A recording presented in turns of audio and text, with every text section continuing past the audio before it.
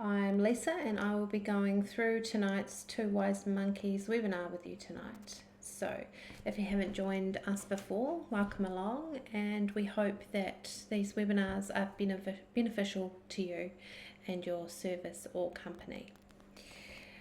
So I know in this current time that some of these things you can't really put in place right away, but this is all stuff that you can think about for your business going ahead when everything calms down.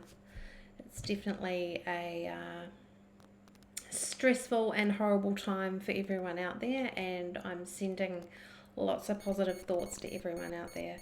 Our workshops will hopefully plant a seed in your mind of what you might like to do to change your business in the future once everything is back to normal.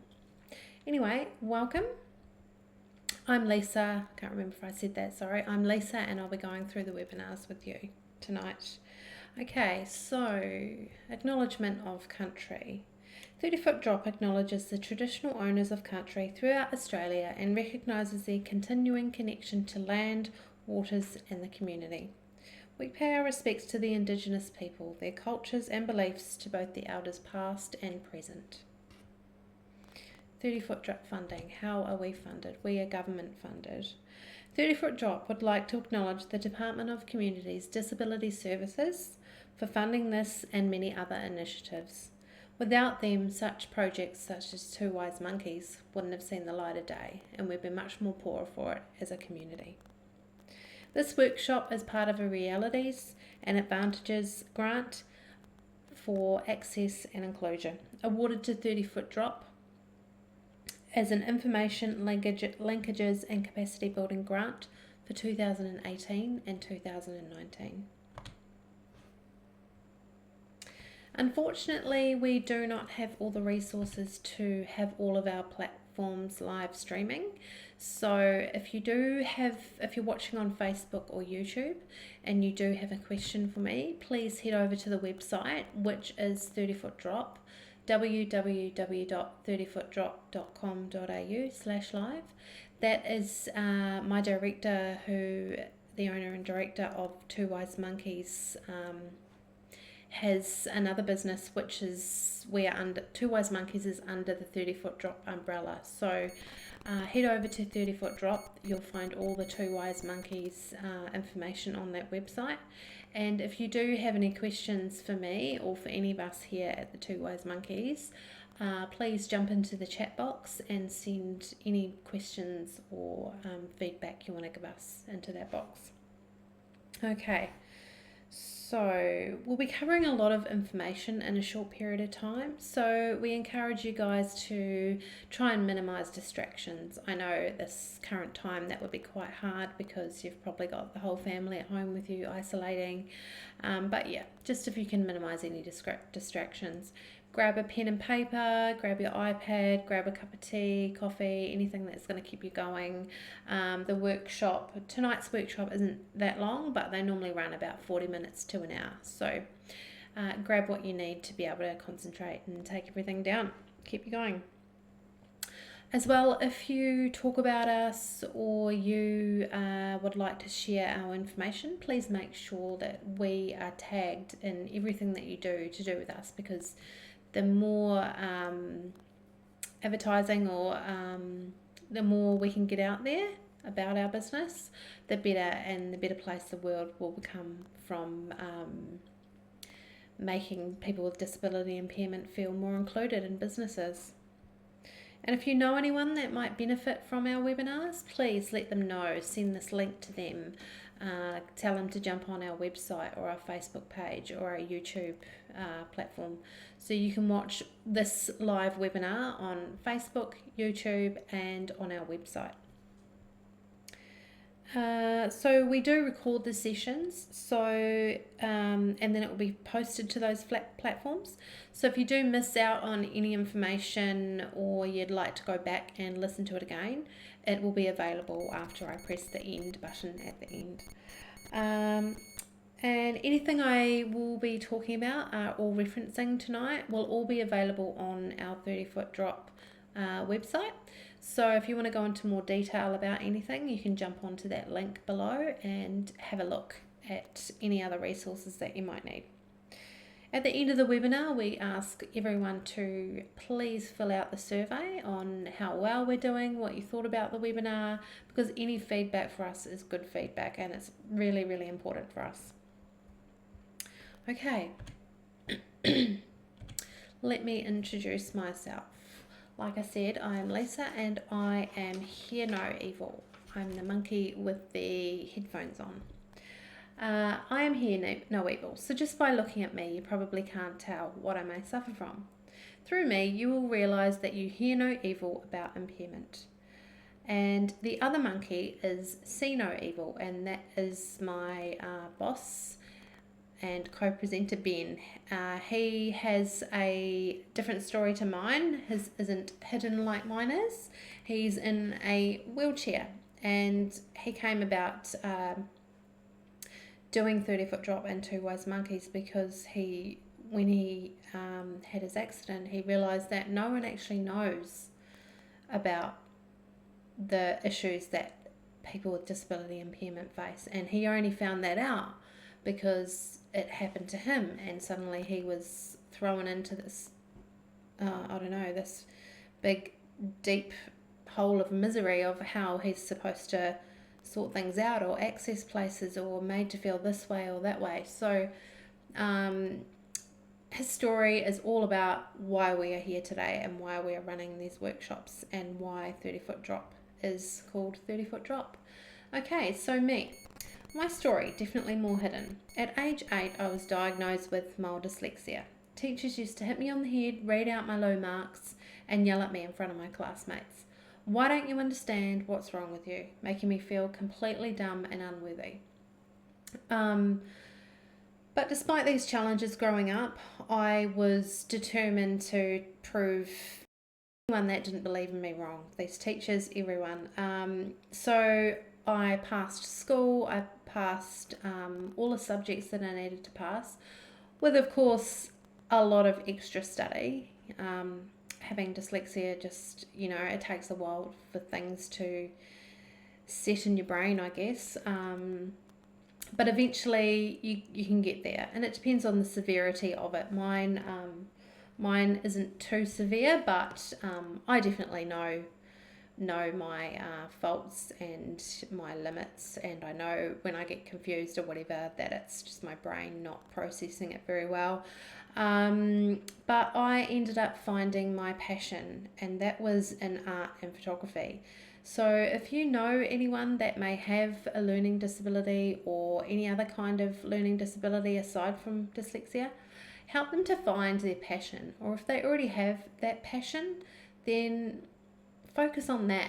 It doesn't matter. You don't have to be an amazing mathematician or an amazing speller to enjoy life and succeed at life. I ended up going with my arts, and I did an arts diploma. I've done other diplomas in framing and guild commended framing. So I for 12 years I've been working in galleries, organising exhibitions, framing museum grade artwork, like what you'd see in the really top-notch galleries all around the world. We learnt how to preserve and look after the artwork so it lasts a long time. And yeah, it's taken me everywhere. I've really, really enjoyed it, and it just shows that once you find that passion, go with it and you can succeed. I have another diploma in counselling, and at the moment I have a photography business where I just love taking photos, and it's a lot easier to do when I've got small children than painting, because I also paint as well. So that is me. So isn't there meant to be 3 wise monkeys? You guys take a guess on who the third monkey might be. Well, did you guess it? The third monkey is you. And you guys are Speak No Evil. And after today, we really, really hope that you will speak no evil about impairment and disability. The aim of today's webinar is to turn you into a wise monkey. You'll begin on a journey of realising that impairment or not, We are all human and deserve to be acknowledged and treated with the same respect as anyone else. Such an important message, and that's why we're here today. Okay, outline and method. So I'm just going to outline what we're going to be going over today. So how are we going to get you started on the path of a wise monkey? Well, there's a lot to learn about people with an impairment and the opportunities that they represent as employees in your business. First up, we'll examine and bust some of the common myths around people employing someone with an impairment or disability. After our little mythbuster session, we'll get down to brass tacks and look at some of the subsidies available when employing someone with an impairment or disability and how to access them. The final subject will be workplace modifications and how to access the funds for these. To finish up, we'll do an open forum. So you can ask any questions, but you can also ask any along the way. So how are we going to cover this? What will our teaching method be? The answer is fun, open and honest discussion. You'll notice on these slides that there's not much written content, and that is so that we can all interact with each other, so that you guys have time if you want to send a message. We don't want this to be complicated for people, because there may be people with hearing, learning disabilities, vision impairments, watching, all sorts. And we want it to be easy for everyone to understand. We don't want too much complex information where you're trying to keep up with the slides. And we also don't want a death by PowerPoint presentation. So enjoy. I will next be going over the terminology and review. Lots of people get disability and impairment mixed up, thinking it's the same thing, but it's quite different, and I will explain why. Okay, first up, the difference between disability and impairment. An impairment is an injury, illness, or congenital condition that causes or is likely to cause a loss or difference of physiological and psychological function. In short, an impairment is your medical diagnosis. So my medical diagnosis is that I have mild dyslexia. A disability, on the other hand, is the loss or limitation of opportunities to take part in society on an equal level with others due to social and environmental barriers. It is, as the word implies, something that makes you unable to access or participate in something.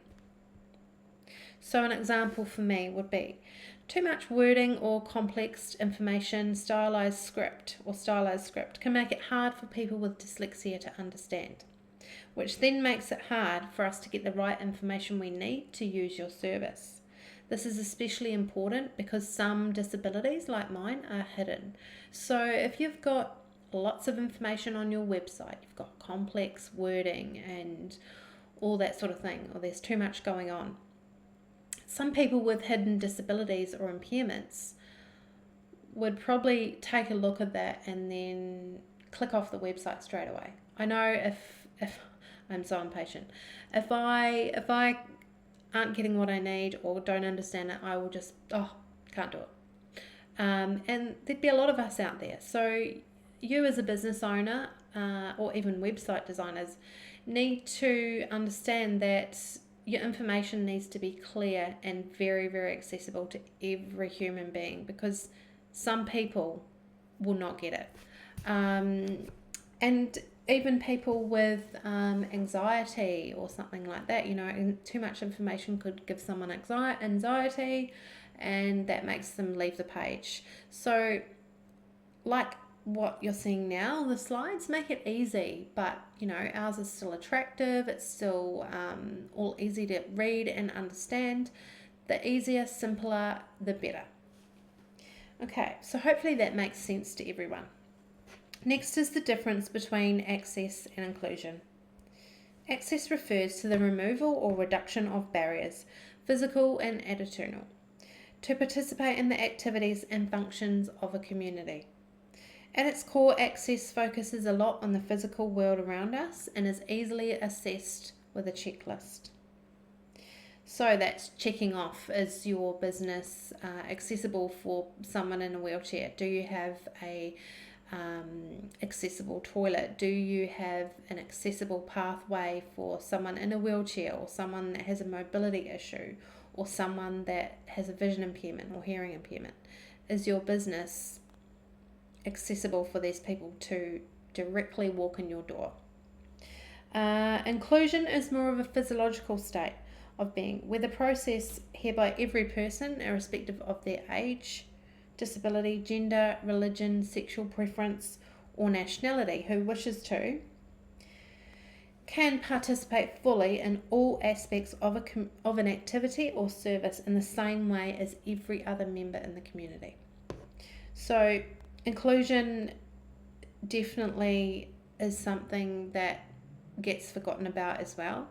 If your business has a certain vibe where certain people aren't welcome, then those people aren't going to walk in your door. So you've only got a percentage of people using your business and service. And what we're trying to say is make your business accessible and inclusive to every human being, no matter what their age, what their nationality, what their disability, what their impairment. We all need to be accepted, and it's just so important that we all are accepted. And I think the current health crisis is definitely making us all rethink these things. So that's why we're feeling like these webinars are really important right now. Okay, let's get into it and look at the myths. Let's have a look at the myths and realities that exist when employing people with an impairment. These myths aren't just random statements plucked out of thin air. They are 7 recurring reasons for not employing people with an impairment from studies all over the world. And a lot of these will be quite surprising to many people. Let's go to myth 1. Myth 1. People with impairment need expensive modifications in order to be a productive employee. Not true. Impairments are like people. Every single one is unique, and not everyone with an impairment needs special modifications. My advice is to ask any potential employee and find out what they do or don't need. So there's no harm in asking what they do or don't need. Ben, my boss, readily admits that adaptations for impairments can be expensive. Wheelchairs can cost $20,000 plus. A car could cost $50,000 plus. But the thing is, someone with a disability or impairment has these things. So you're not having to spend the money on buying someone a modified car or a wheelchair because they've got all these things. And yeah, they use it daily, so they're going to have it. All you need to do is think about giving them a job, or definitely give them a job.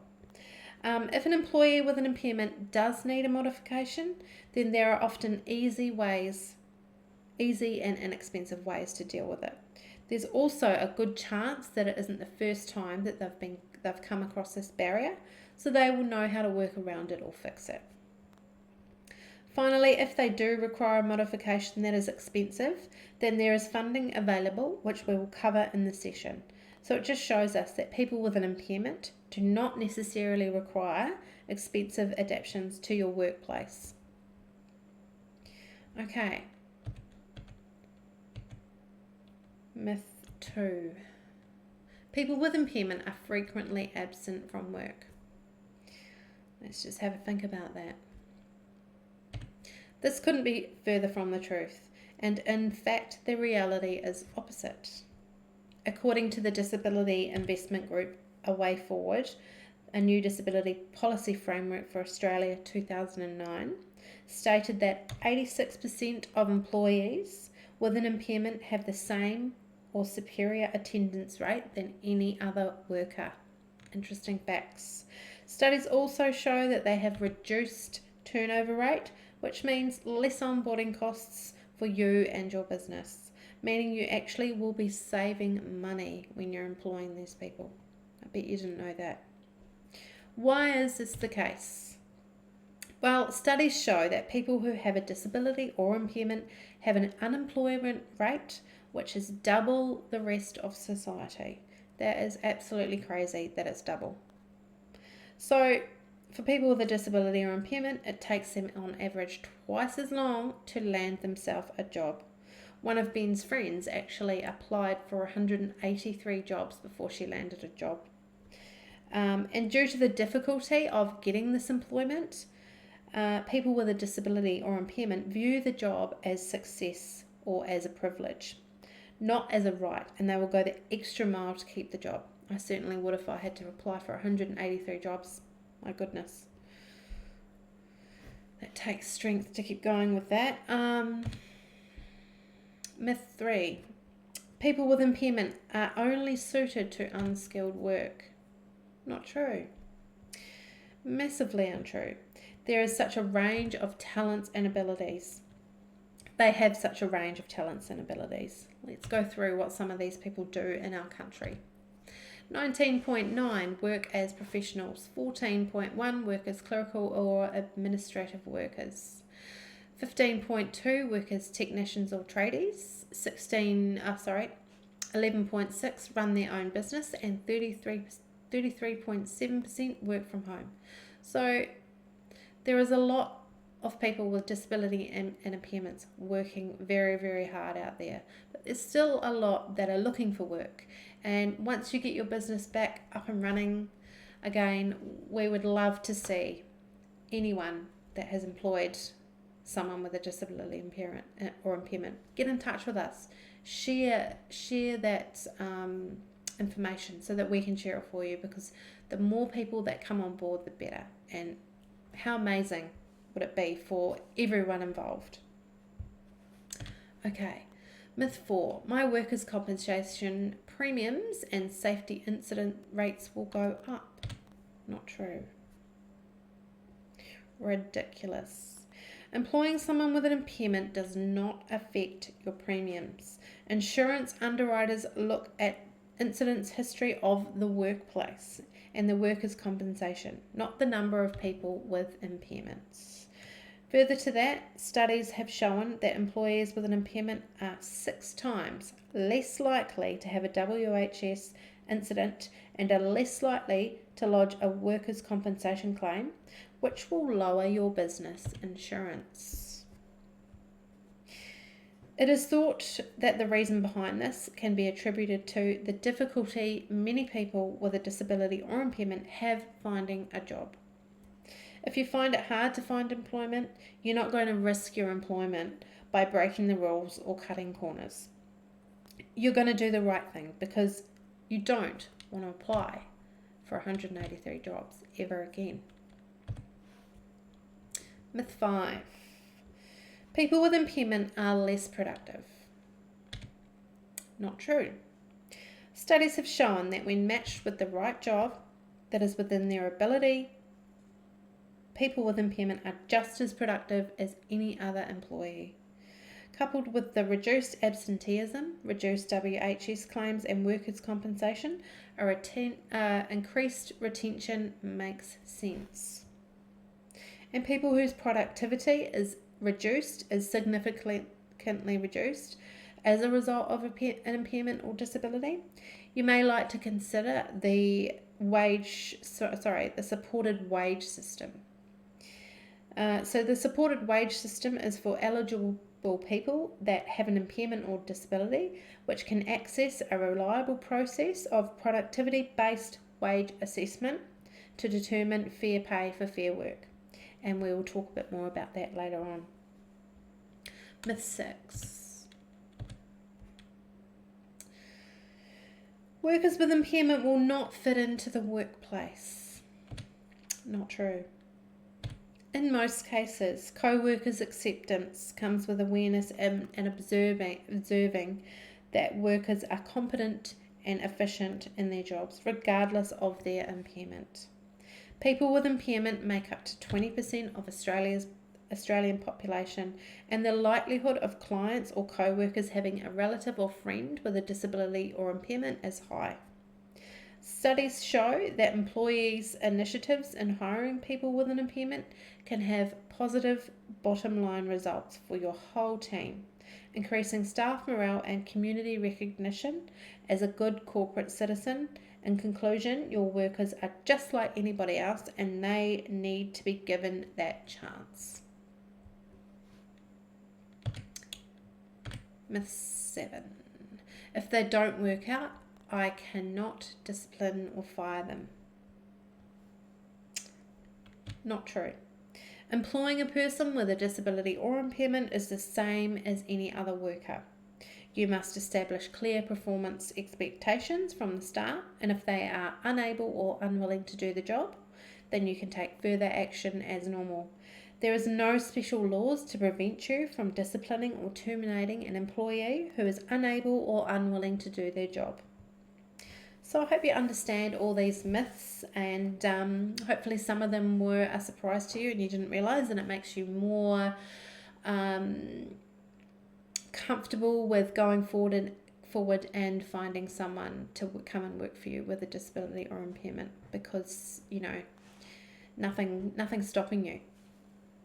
Now let's go over the some of the subsidies which are available to Australian businesses.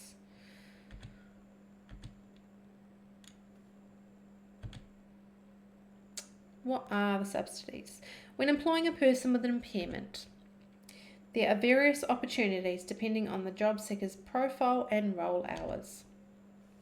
These are designed to offset training and other costs during the initial period of employment. This is an amazing incentive to all employers. These subsidies can be released in a lump sum or flexible payment contingent on the award rates being paid, the minimum hours being worked as per agreement, the employee being registered with a disability employment service, which we'll go deeper into in webinar 2, which is tomorrow. But now we will go over some of these subsidies and how you can claim them, and what you need to do with this person, and the work periods, and of course how much. Okay, there's 4 options here. Wage subsidy. This is $1,500, and the requirements are that the employee needs to be registered with a DES provider, which is a disability employment service.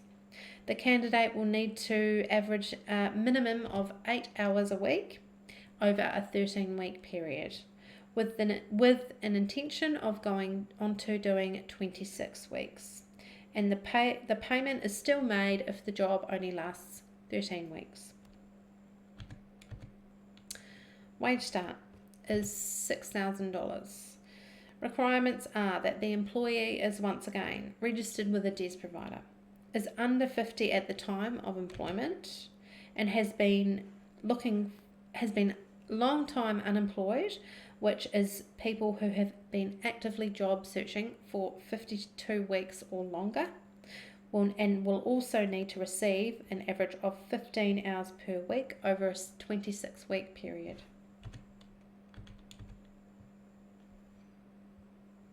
Restart subsidy, number 3.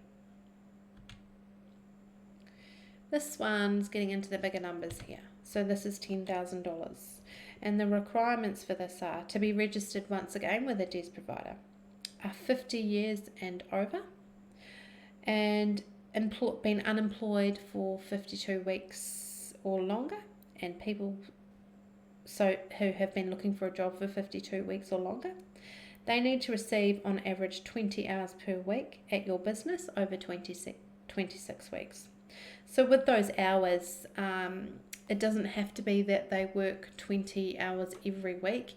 You can mix it up where you're doing 8 hours one week and then 16 the next week, just to make up for it. As long as at the end of that period of 26 weeks, it's averaged out to be 20 hours per week, if you get what I mean. Okay, sorry, forgot to press the buttons. So the next is the supported wage system. This particular subsidy is more complicated, but in short it revolves around the concept of fair pay for fair work.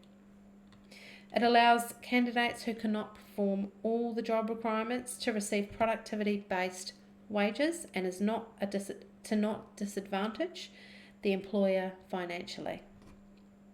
An assessment determines the gap between the actual and required or standard performance due to the worker's health condition or disability, and the percentage of the hourly rate is then payable. For example, if it's determined that someone is producing 70% of the job requirement, then the relevant award is applicable, and then it is paid at 70% of the rate. So, how can employers access these subsidies?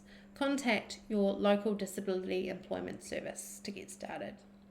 We will be covering the disability employment service providers, like I said, in webinar 2.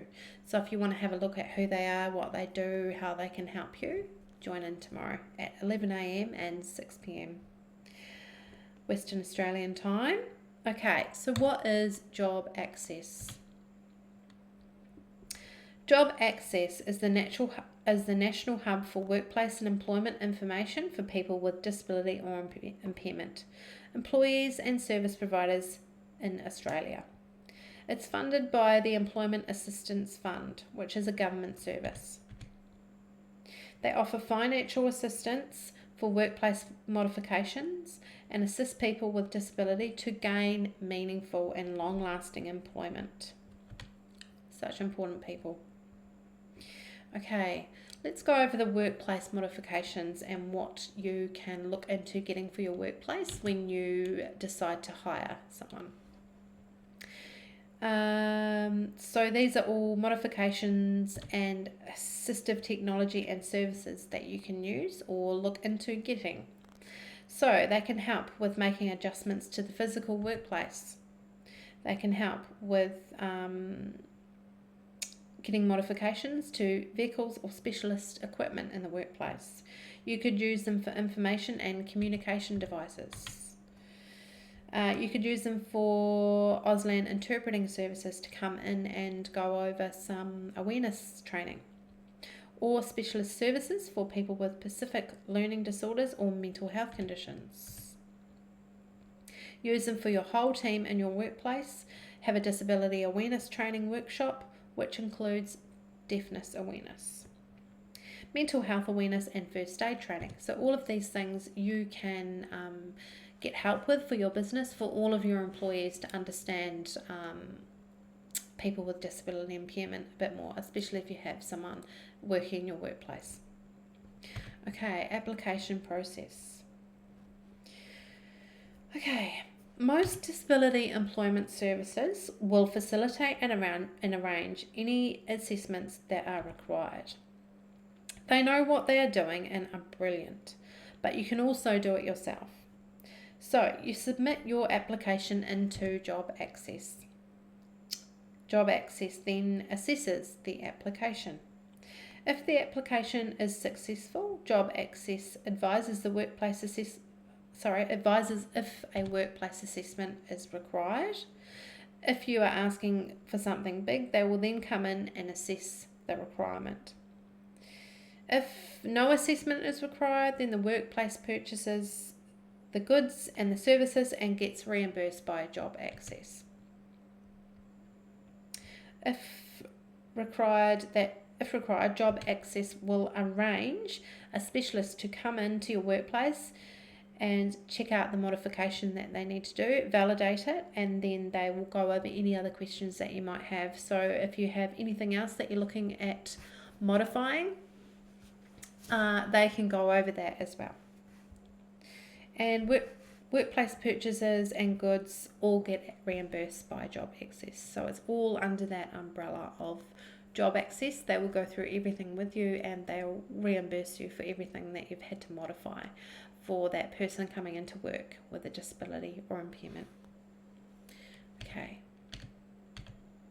Funding caps. Physical workplace adjustments and building modifications are capped at $30,000. Auslan Level 1 Interpreting is for related activities for employees who are deaf or have a hearing impairment, including remote interpreting or real-time captioning. It is capped at $6,000 for every 12-month period.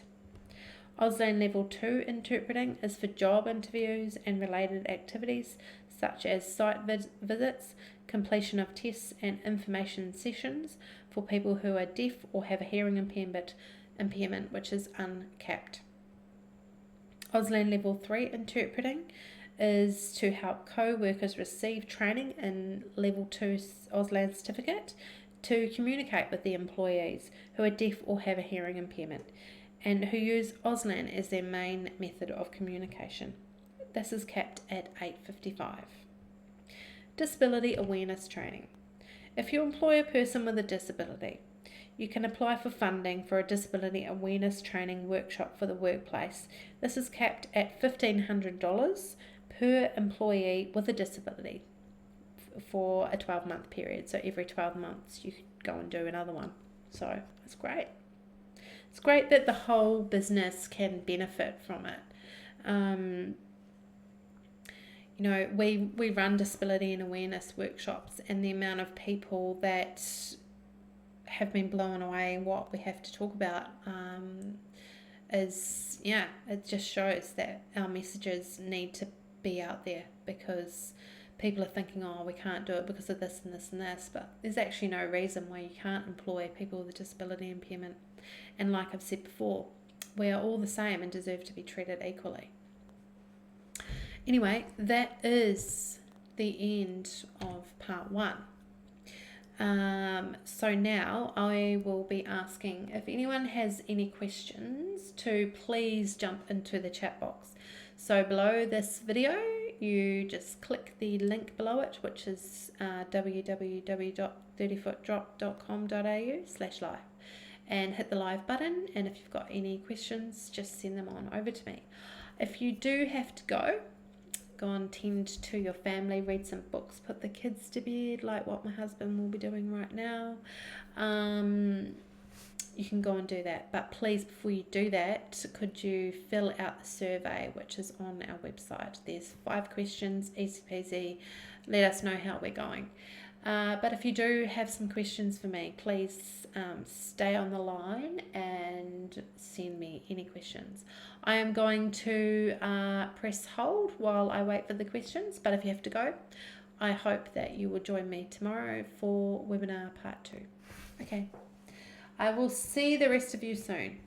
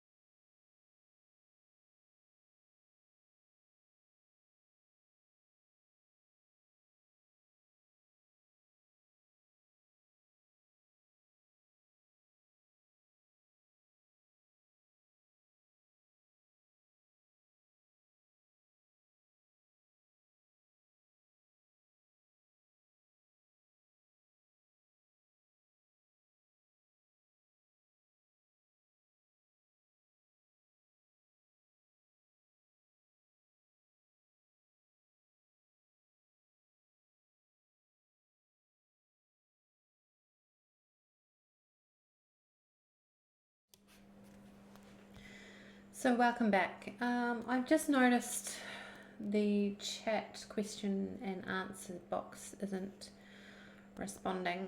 It's kind of not really opening. It's saying that it's on, but it's not opening.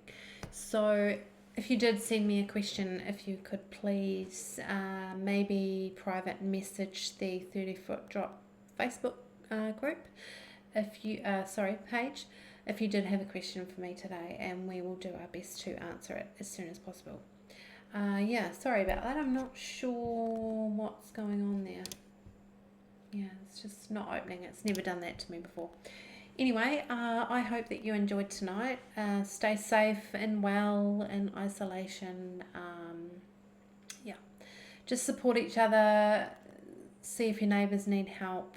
Help the elderly. Put little notes. Me and my daughter put little notes in our neighbours' letterboxes, the elderly people, to let them know that if they want anything, they can just pop a note in our letterbox and we can go and help them.